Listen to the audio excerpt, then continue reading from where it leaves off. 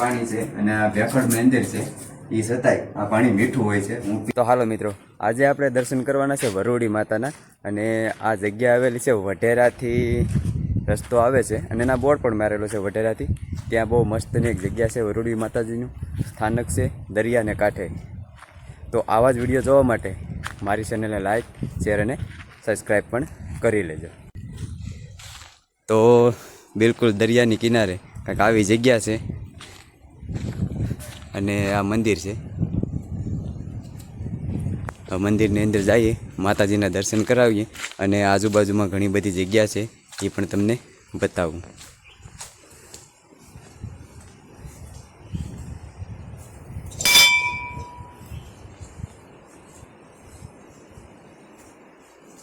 તો મારા સૌ સબસ્ક્રાઈબર વરોડી માતાના દર્શન કરો અને વરોડી માતાની કૃપા તમારી માથે બની રહે.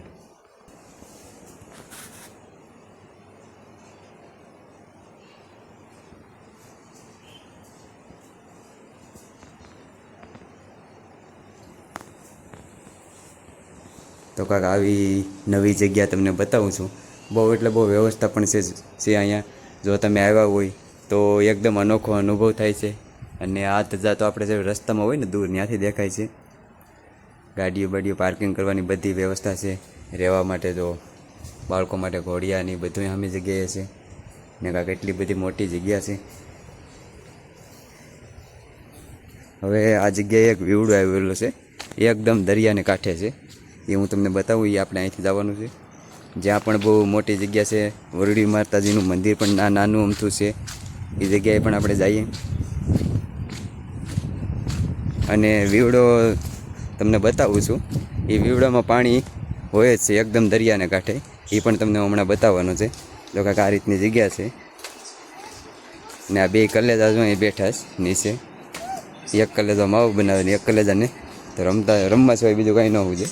તો કાંઈક આ રીતની જગ્યા છે. વડલાની બહુ સુંદર જગ્યા છે એમ.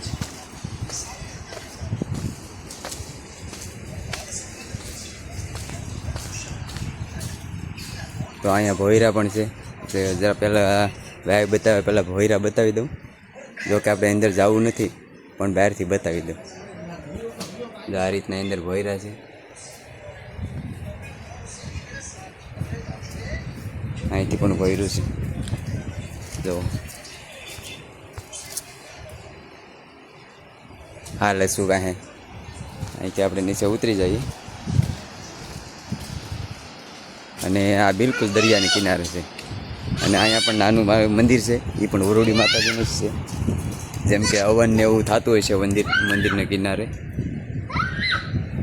હવન ને એવું થતું હોય છે દરિયાના કિનારે. તો કાંઈક આ રીતનું અહીંયા પણ નાનું અમથું મંદિર છે બિલકુલ દરિયાને કાંઠે. ને અહીંયા જો હવન માટે જે બનાવેલું છે એટલે હવન થતો હોય છે ને બિલકુલ દરિયાને કાંઠે છે. બહુ અનોખો લુક આવે છે એમ. તમે જોઈ રહ્યા છો, નિહાળી રહ્યા છો. બે હવાની જગ્યા પણ બહુ સરસ છે બધી બાજુ. ઉપર પણ બે હવાની જગ્યા છે.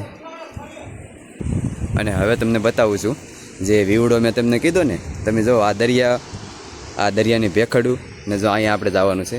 જો આ જગ્યાએ ના વીવડો છે. પાણી મીઠું છે. અમે હમણાં પીધું પણ છે. ને પહેલાં ભોળાનાથની એક મસ્તની શિવલિંગ છે જ્યાં તમે દર્શન કરી શકો છો. આ શિવલિંગના દર્શન કરી ને આપણે જઈએ વાવ તરફ. જ્યાં નાની એમથી વાવ છે પણ પાણી તમને મીઠું એકદમ દરિયાને કાંઠે. કોણ કે દરિયો ખારો હોય પણ માતાજીની એટલી કૃપા તમે જુઓ કે આ સીડીઓ પણ છે કાયદેસર કે અહીં પાણી મીઠું હોય છે.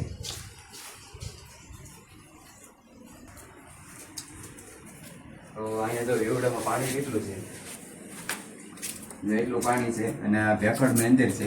એ છતાંય આ પાણી મીઠું હોય છે. હું પીને પણ બતાવું તમને.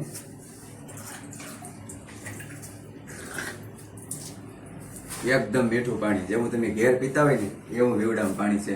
બિલકુલ દરિયાના કાંઠે છે ને તોય. તો આવા જ વિડીયો જોવા માટે ચેનલને લાઈક શેર અને સબસ્ક્રાઈબ પણ કરી લેજો.